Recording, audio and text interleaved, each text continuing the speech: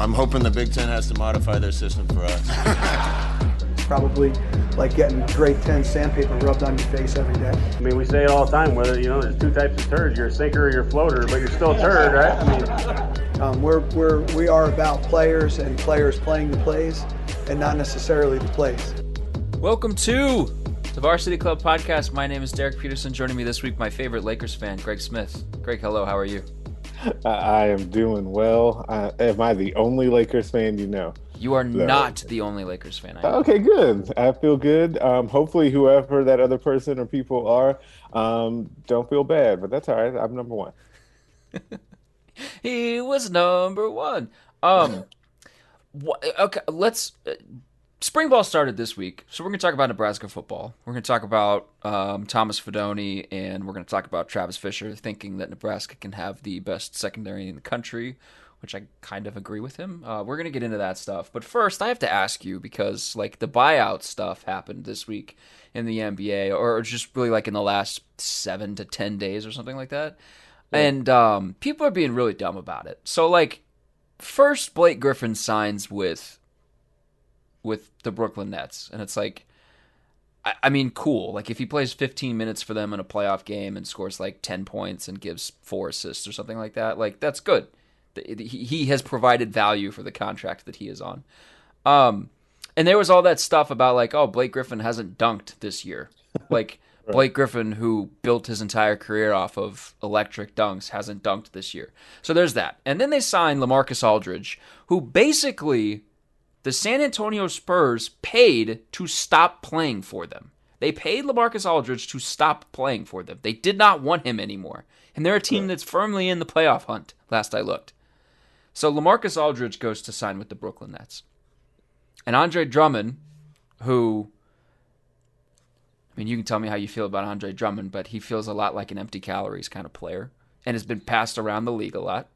Signs with the Los Angeles Lakers after being bought out by the Cleveland Cavaliers. And, like, all I've heard is, like, super teams everywhere. The NBA sucks. Competitive balance is all out of whack. There are super teams everywhere. The Brooklyn Nets have stacked the deck. They're going to race to the NBA championship. Nobody stands a chance. They have LaMarcus Aldridge and Blake Griffin and Kevin Durant and Kyrie Irving. And when I'm thinking about it, when you look at them, Nicholas Claxton, who half the people listening to this podcast will have no idea who the hell that is. Nicholas Claxton is a more impactful player for the Brooklyn Nets in the playoffs than LaMarcus Aldridge. Like, LaMarcus Aldridge is not good. Why are people so hung up on names? I mean, that was exactly what I said. It's just the names. I think that and to the point even further, I just saw this. I forget which site it was, but it was a reputable site that said that had a report out that NBA owners from small market teams are kind of saying behind the scenes that they want alteration to the buyout market because the guys are going out to the big markets. And I'm like, does that matter? Like, I feel like the small market teams, if run well and making the right decisions, can pick up better guys than, say, LaMarcus Aldridge. Like, especially in that case. In that particular case, I think the Nets got one guy that's washed in Aldridge and one guy that's on the brink in Blake Griffin.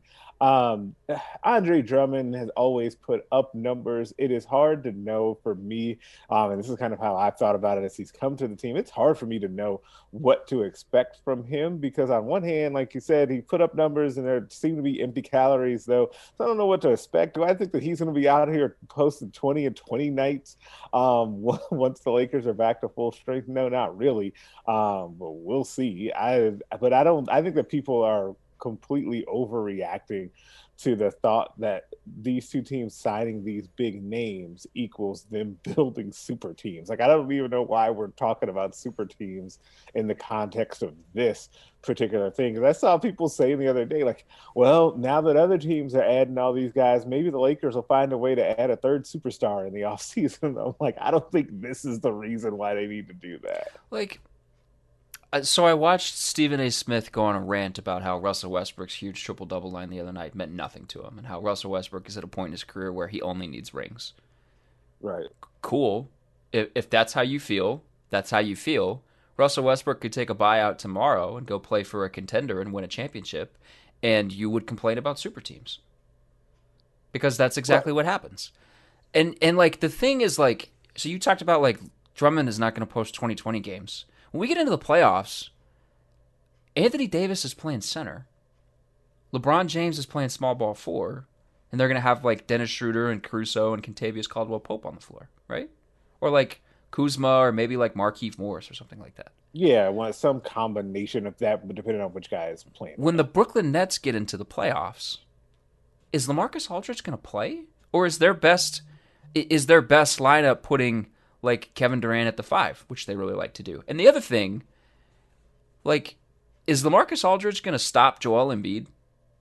That's the other thing is he's not. No, we need to no, but like that signing against a couple of teams that they're really going to need to play well against, the 76ers, provided we get that series, and hopefully we do. And if the Nets were to beat them, and say play the Lakers, then like is LaMarcus Aldridge slowing down Anthony Davis? No. Like those guys, so a lot of those guys are getting played off the court, and we actually saw this play out last year for the Lakers. Remember the adjustment they had to make in the playoffs, and basically saying that their center rotation last year had to basically be put to the bench and have AD at the 5, and that's when they like really took off in the playoffs. So I don't know. Like I was listening to, it was either Brian Windhorst podcast or Zach Lowe's podcast, and one of them said like they got a text message from a GM the day of like Aldridge's signing.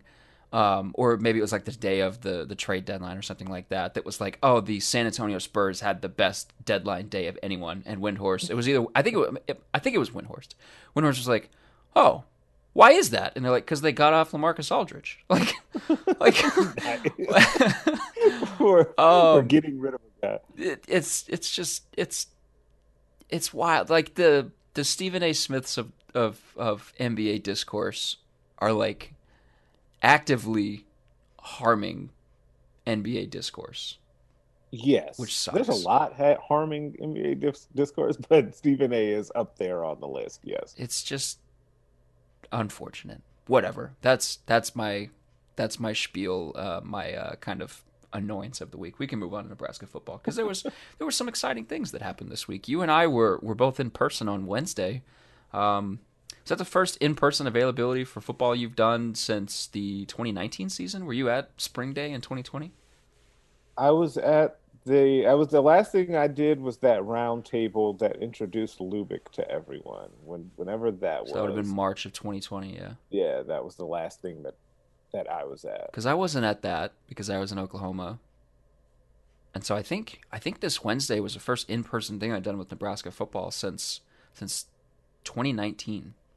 The end of that season. The end of that season, which was kind of wild to think about. And it was people seemed to be in lighter moods. Like you have Greg Austin walking out in shorts and a t-shirt when we're really cold and making fun of people for being cold, and then Travis Fisher coming out immediately after him in pants and a pullover and being like, "Can we do this inside, please? It's cold." It was very cold. People were in good moods, and by and large, like we have heard good things about Nebraska. Surprise, surprise. That's usually the way spring tends to go. With not just at Nebraska, but in general. With college football, spring is a time for optimism. One thing that people are very optimistic about, I should say, one player that people are very optimistic about is Nebraska's newest tight end addition from the 2021 class, Thomas Fidone. And you were over there with Sean Beckton on Wednesday when Beckton was talking about Fidone. Give me the synopsis of what Beckton said about his room and specifically about Fidone. Yeah, about his room, Beckton was very high on the room as a whole and said that he's going to spend the spring challenging those guys to kind of be among the nation's best, because he thinks that with the returning guys and the incoming guys, they have a lot of talent to make plays for the team and kind of be something that this offense can lean on, which I mostly agree with. And also, then as it comes to Thomas Fidone specifically, it's interesting because I went into the day thinking, okay, when we talk about tight ends with Sean Beckton, like, yes, we're going to get some Fidone questions, but a bunch of this is going to be focused on kind of Austin Allen, Travis Vokalek, and those guys returning, because I think that those guys are going to play quite a bit, obviously, and they're going to have big roles, and I still think that. And we got some questions about that. But I guess I should not be surprised as someone who covered his recruiting that we were going to get a lot of Thomas Fidone talk. I wrote about him for Thursday on HailVarsity.com because of what Becton said, which was essentially Fidone is going through kind of that freshman adjustment period, like any other freshman, no matter how highly touted you are. There is a moment when you get to college where it kind of hits you that, oh crap, this is different than high school. Like I'm not just going to run around here as freely as I did in high school and do whatever I want, make all these highlight plays. Like, and I think Becton specifically mentioned the details, like all of the little things that you have to do to be able to win on a given play are the things that he's learning. And he mentioned, to Fidone's credit, and we heard Austin Allen mention this as well earlier in the week, that Fidone has kind of been like a sponge. He's been really eager to learn. He's been working really hard. And I've talked to you about this before, about the work ethic there. I think is off the charts, and I think that will serve Tom as well moving forward. But there's definitely an adjustment period of like, welcome to everyone that you're playing against, even on like third string, is pretty good. It's funny, those like high level guys that don't come from like the Georgias and the Texases of high school football, like, you're playing D1 linebackers now. Like, you're not going up against dudes who play fullback on offense and right. and punter on special teams, and you know, you're not going up against those dudes anymore. Do we expect Fidone to factor heavily into the offense? Austin Allen had 18 catches last year to lead all tight ends. Travis Vokolek had 9. Do we expect him to just immediately leapfrog those two dudes? I say that as somebody who has written that this tight end room can be, as Becton said, one of the best in the country, specifically because of Thomas Fidone's addition to it. And they just really seem to like Travis Vokolek. I don't think we're going to get suddenly some 3 tight end sets from Nebraska, but they do, and Matt Lubick talked about this on Monday when we heard from him. They do move guys around all over the place. I mean, they put their tight ends everywhere. You'll get 2 in line one play, and then you'll get a guy flexed out wide the next play, like way out wide the next play. So do we expect Fidone to just immediately jump into like, hey, yeah, he's going to play, I don't know, 30 snaps, 20 snaps a game? Man, that's an interesting question, because when people think, oh, he's going to jump in and play a lot, you're thinking that maybe he's starting. I don't think that necessarily today. I think that he's going to have a role, and I think that there's a really interesting way that they can use him while making sure that he's like staying engaged and continuing to get better, because they're obviously going to need him in the future, and he's going to be a leader on that offense at some point. While also recognizing that we've got 2 really good players that are veteran guys ahead of him that he can learn from, but also complement as well. Because I can envision Fidone being out there with Austin Allen or with Travis Vokolek in certain sets, and Nebraska finding really interesting ways to utilize it. I'm with you. I don't see like suddenly 3 tight end sets, so that'd be super fun. I don't see that happening. But I do. Well, I mean, who knows? Who knows? Greg Austin said that they have kind of tweaked some of their running back designs. They want to get guys downhill more. Maybe you go super heavy like Stanford and put 3 tight ends out there. But I mean, Thomas Fidone is a true freshman. Maybe he's not ready for stuff like that. Right, maybe. And so I see a way for them to get him out there for like 15, 20 snaps a game, and especially because you don't, and Becton did mention this too, about it, when you think about blocking with a young player like that, it's a lot of technique stuff and hand placement and angles and how to attack blocks. And then on top of that, he's got to add strength to be able to go against guys in this league, right? Like, that's going to come with time. So maybe you dial back on putting him in that position, but you can still use him split out or in ways where you get him the ball in the pass game. I will say this though, we saw Kurt Rafdahl put his name in the transfer portal this week. He's a 5th-year guy that hasn't been used a ton in meaningful ways. He's played, but he just hasn't been used a ton in meaningful ways. He's in the transfer portal. The transfer portal is booming. Nebraska's lost key guys to the transfer portal. We don't have to rehash that. Fidone at 6'5" is a matchup problem already, considering his athletic ability. And like you and I have both seen him in person. His catch radius is ridiculous. He can catch balls that you don't think he can catch. They need big plays in the passing game. They talked about that this week. They need to find more explosives. If you're gonna get 9 catches for 91 yards in 8 games from Travis Vokolek, they're gonna play more games than 8 games. But if you're gonna get that level of production from Travis Vokolek, I don't want to see him taking snaps away from Thomas Fidone right now. Austin Allen says he wants to be a captain. He's got to continue making steps, not just as a leader, but in terms of his on-field production. He's got to continue making steps. He needs to make more of those. I don't remember what game it was in. Maybe that was the Minnesota game or something like that, where he went up and grabbed the ball on the sideline and got a toe down and tapped on the sideline. He needs to make those kinds of plays, impact plays, game-changing plays, because we kind of think right now that Fidone can already make those plays. And so if as an offense you want to get to a place where you have more of those, where you are more explosive, I don't want to see Travis Vokolek taking snaps away from Thomas Fidone because he's a little bit better blocker right now. Am I crazy for that? I don't want to lose this guy.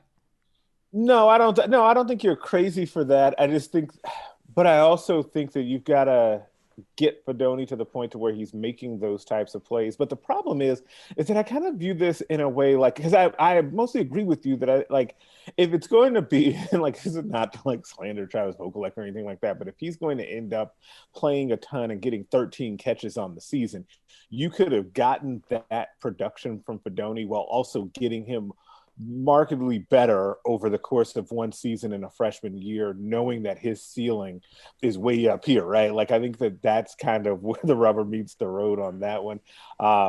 And you want to end up having, and just Nebraska's offense that, like you said, needs explosive plays. You just want as many guys out there that are threats as possible, because even if you have kind of an emerging threat in Thomas Fidone, and you pair that with what we kind of think and hope, maybe sort of knock on wood, is going to happen on the outside at wide receiver, then you can really start to have some fun with that, especially if you can then pair that with what has kind of been, I think, a big topic of the week, which is this physical downhill run game. That's how I think you unlock the offense is too strong, but you know what I mean? Like, that's how you really start to present those matchup nightmares that you tend to actually see from this offense. Yeah, and I will say this, like you said, 13 catches from Travis Vokolek in 12 games. Like, I don't think we expect Vokolek to be the starter. I think most people expect Austin Allen to be the guy, I shouldn't say starter, playing the most snaps of the tight end room. If Austin Allen is at 25 catches on the year, which is what Jack Stoll was the last full year that they played, I think.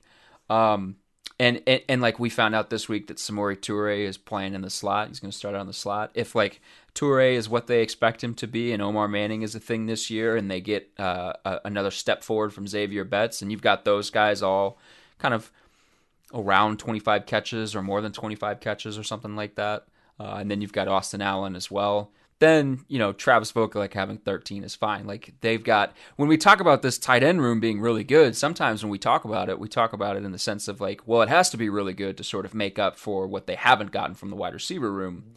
But like Scott Frost said on Monday, he thinks the talent and the depth in the wide receiver room is as good as they've ever had. Since they've been here. It's one of my weird pet peeves. Is as good as they've had since they've been back in Lincoln. If that's the case, then you don't need 3 tight ends to be all conference level. And you can play Fidone, and it's not imperative that he's on the field all the time. All that to say, we'll see. I think this is a big spring for Austin Allen and Travis Vokolek, because like I said, Austin Allen wants to be a captain. They don't need another Cade Warner kind of captain. All due respect to Cade Warner. They don't need another captain like that. Because you and Jay Foreman have talked about this on your podcast, the Straight Up Breakdown podcast. Like, if you're going to be a captain and tell people what to do, you got to also be doing your job as well.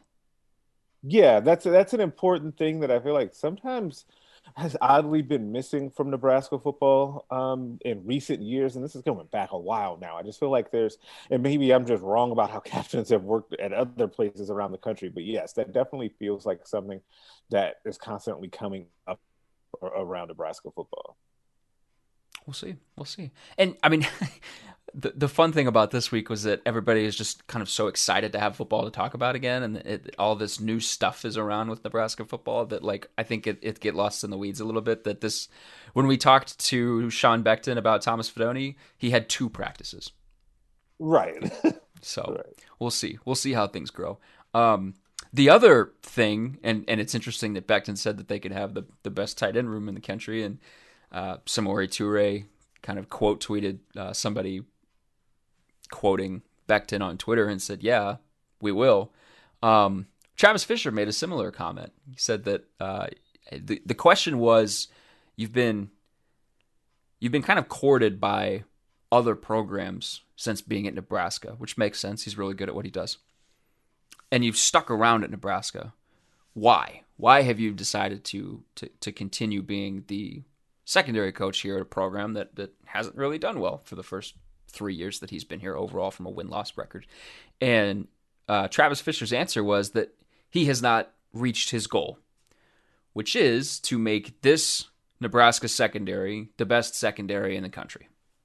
He wants to do it here at Nebraska. He feels like, he said on Wednesday, he feels like they have the talent already in that room to do it. What do you think of that statement, Greg? Do you agree with him? Why or why not? It's tough for me to say that I fully agree with him on that. I like his confidence. The reason that it's tough for me to fully agree is that other cornerback spot, like replacing. If they had DiCaprio Boodle come back, then I think it would have been something that, okay, we got something here. But replacing that guy, I think it's going to be tougher than I think a lot of people kind of realize. I feel like that gets kind of pushed to the side a little bit based on like his steady play and his leadership in the room. Though you do have some exciting guys coming up behind that. That's a tall tale. I would have, because of what we've seen, or tall ask, because of what we've seen with some of the other talk around this team and from these coaches over the last 3 years. I wish he had said best in the Big Ten. That was kind of my first gut reaction, but that's just kind of a weird thing to say. So I say all of that to say it's a little strong for me, but I do think that they can be very good. I'm sure people are going to have sort of the gag reflex is to be like, "Oh God, don't say that. Please don't say that. Prove it on the field first." Which I totally get. I love it. You're in year 4. You're at the University of Nebraska. You don't aim for best in the Big Ten. You aim for best in the country, especially when you're talking about the black shirts. That's what you aim for. So I love it. And I absolutely think that they have the talent to do it. Because let me preface what I'm about to say by saying that none of this is said to take away from DiCaprio Boodle, the kind of player he was and is, and what he accomplished at Nebraska. He can be really good, and Nebraska can also be really good this season without him. Both things can be true. The latter can be true without meaning that they are better without him, because he's not around. I think the difference is Cam Taylor-Britt, who just feels like he has star potential. How many defensive backs has Nebraska had in the last few years that have had this sort of like vibe to them that Cam Taylor-Britt has, where it just feels like this dude, when all the pieces are put together, can be a star, like an across the college football landscape star, like other people outside of the Big Ten footprint know about him. Travis Fisher thinks that he can get there, that he hasn't yet reached his ceiling. I think he can be really, really good. And we saw some of those star level plays that you get from those guys with the outstretched deflections a year ago. One of them against Purdue, I think. So in that sense, I think they have kind of the pieces that you need to have for like one of the best secondaries in the country. Like, if you're building it, what are you going to have? You want a guy that is already really, really good that can become a superstar. You have lots of guys that have played lots of snaps. And you've got that in Taylor Britt, in Deontay Williams, and Markel DeSmuke. So their safety position is kind of set. And if one of those guys loses a spot, it's not because they're not good. It's because one of the young guys that they've recruited is just like, oh my God, this dude is really good. Miles Farmer had 2 interceptions in one half against Northwestern and then didn't play again. They're really good. Like the overall talent in that room, I think is maybe I think it's maybe the most talented room of any on Nebraska's roster. And so to hear Travis Fisher say, like, Braxton Clark, if he was healthy, could have taken a starting job last year. That would be taking a starting job from Cam Taylor-Britt or from DiCaprio Bootle or maybe one of those safeties. To hear him say, yeah, you're going to see Noah Pola-Gates. Yeah, you're going to see Miles Farmer. Those guys are going to have roles. And then, like a guy that Eric Chinander talked about on Monday, Isaac Gifford, wasn't even mentioned by Travis Fisher. Like, he has just so many options. He's an overflowing amount of options for him to work with for 4 positions. They're going to be able to put the best guys on the field. They're going to be able to move pieces in and out. They're going to be able to be really multiple with some of their defensive sets to get these guys on the field, these playmakers on the field.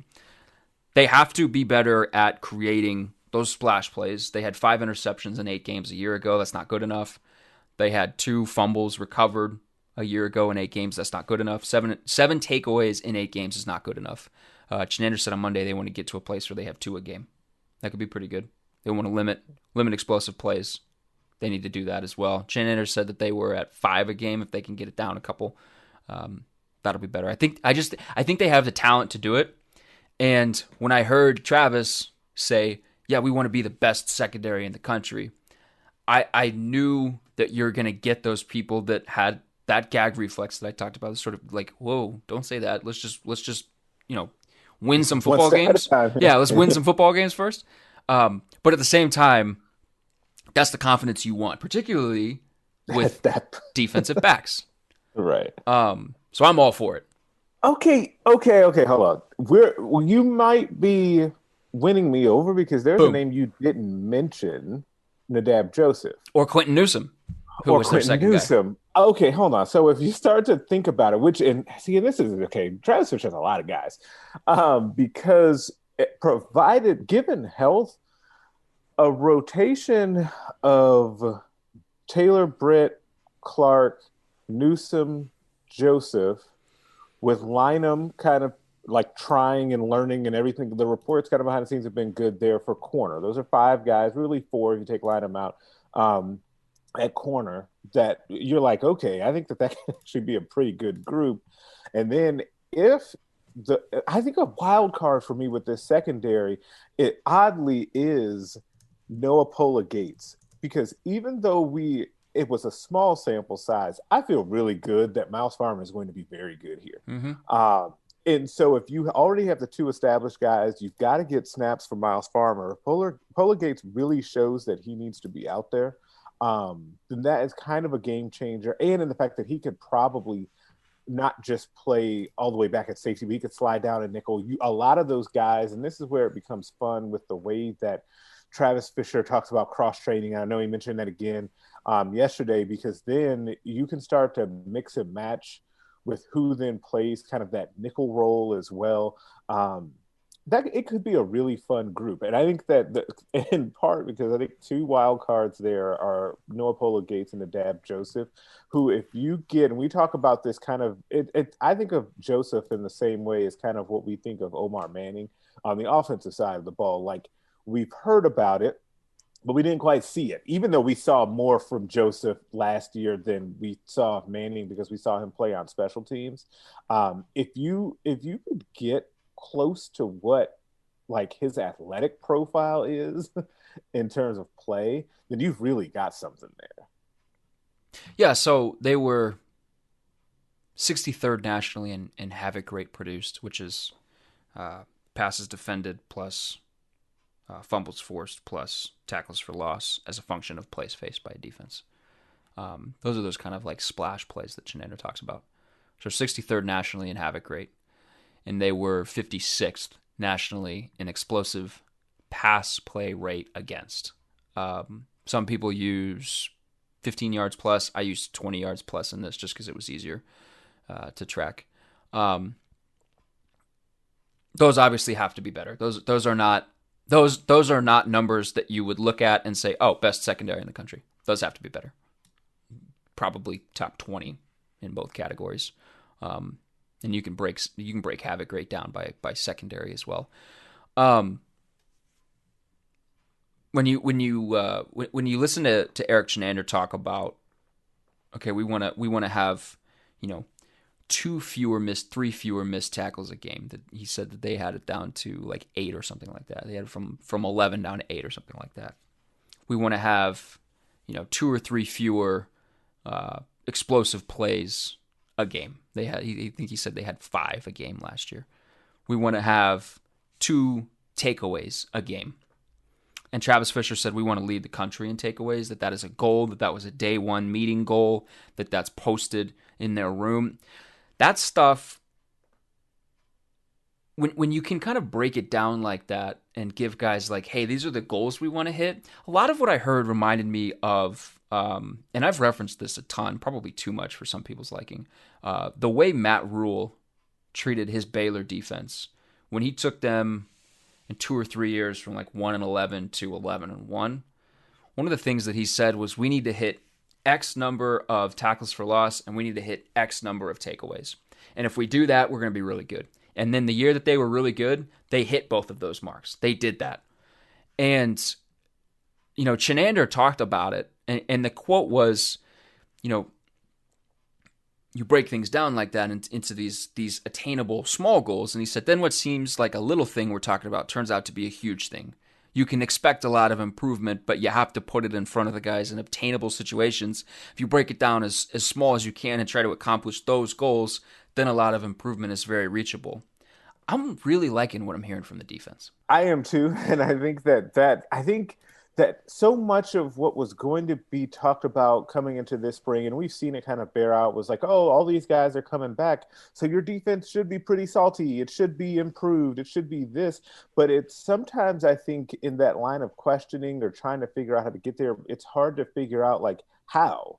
Like, it's one thing to just say, okay, we want to be among the best defenses, or we want to be a better defense, but what does that actually mean? And I thought that the way that Chenander broke it down, the way that Fisher broke it down as well, I feel like it's an easy way to put in front of the players, have them digest it, and have a goal that you can really go after. Like, it's really, I think it's really simple, and when you say it out loud, to say we want to have 2 fewer missed tackles per game, that to me is a really big deal, particularly when we're talking about this secondary, because one of the biggest knocks on this secondary and this kind of group, when you think about both safeties and Cam Taylor-Britt, to be frank, is that it feels like they miss a fair amount of tackles, and whether or not that's bad technique, just flying in there too quickly and not really wrapping up. Like, it just feels like that's kind of a thing that happens with this group. And if you can clean that up, that will end up making a big difference. And then when you say 2 fewer missed tackles, you can then show them on film, hey, if you didn't do this or this, you can then improve that number. I think that's a really effective way to try and sell that. Yeah, and that was kind of what I wrote. Like, if you say, like, hey, we're going to take out 1 or 2 of these missed tackles, what tends to happen when you miss a tackle? A big play, right? A play that would be like a 3-yard swing pass suddenly becomes a 20-yard play. So all of these things are kind of interconnected. And if instead of a 20-yard play and a swing pass, an offense is getting a 3-yard play, then let's say you're on second down. Now suddenly you're in a third down situation where the defense has the advantage. What happens when you're in third down and the defense has the advantage? The offense presses, and that's when turnovers happen. Yeah, Nebraska needs to be better stopping the run. They showed a lot of improvement last year. They jumped to 56 nationally in yards per carry against, which is really good. But like, I kind of wonder if maybe they've sort of not capped out, but they're sort of pushing up against the ceiling for how good you can actually be based on just what they have available to them. Like the difference between 56th, where Nebraska is, and let's say 25th is a half a yard a carry. Right. And if let's say you're cutting down on missed tackles, like maybe you can get there, but a half a yard a carry, I mean, if you're creating takeaways, that's what this defense is supposed to do.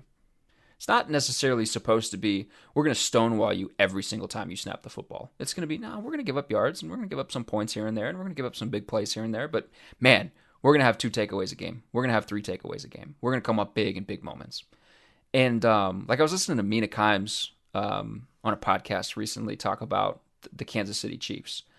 And she's talking about how, like, so much was made about, well, they don't have a great defense. Well, they don't have a great defense. How far can they really be carried when they don't have a great defense? Well, it's not. That's not the way the team is built. The team is built. They have an incredible offense where the defense just needs like 5 or 6 plays a game, and it's Nebraska's not even close to being in the stratosphere that Kansas City Chiefs offense is in. But like that's kind of the goal that they're moving towards. And if you get to some of these goals that they want to hit that they've laid out, I really think, like I said it before, I really think that they are. They're kind of hitting all the right notes for me in terms of feeling good about where they're headed as a defensive team. Yeah, I think so too. I think that you can only, like, it's tough. Like, we're only 4 days into spring football, so it's tough to make sweeping judgments. But you can only go by what you've heard so far.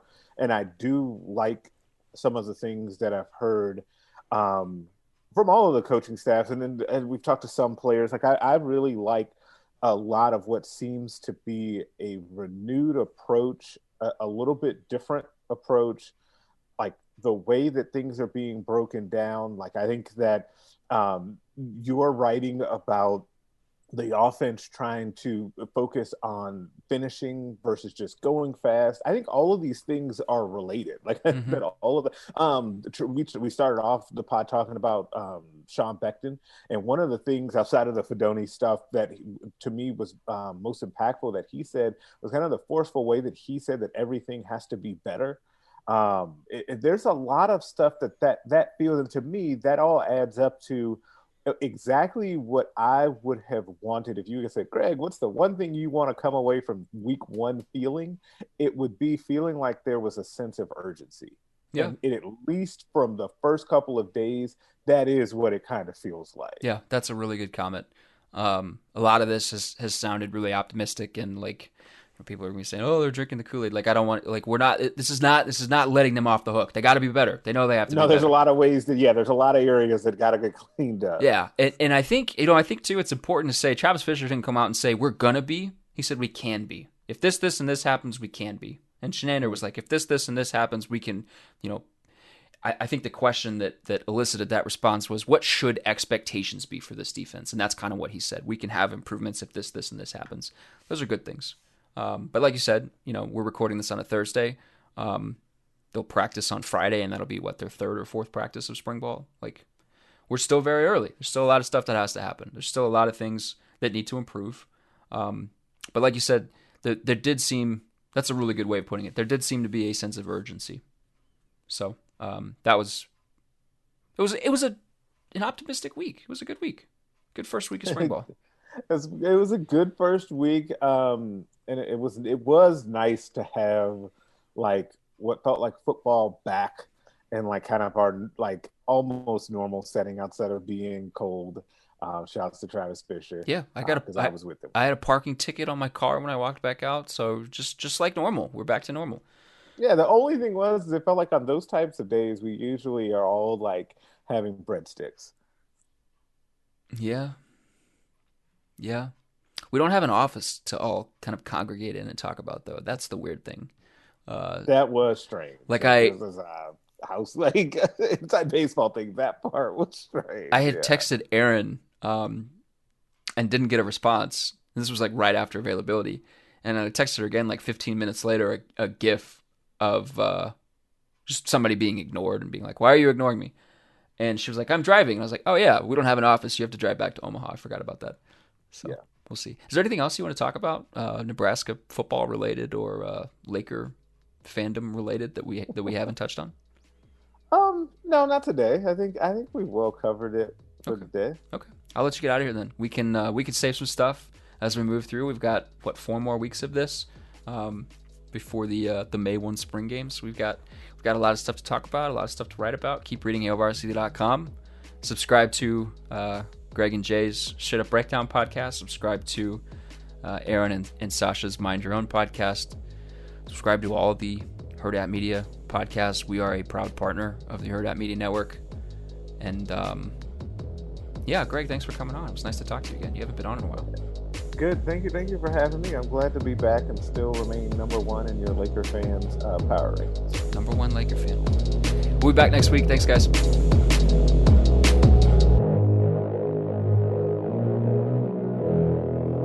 A Hurrdat Media Production.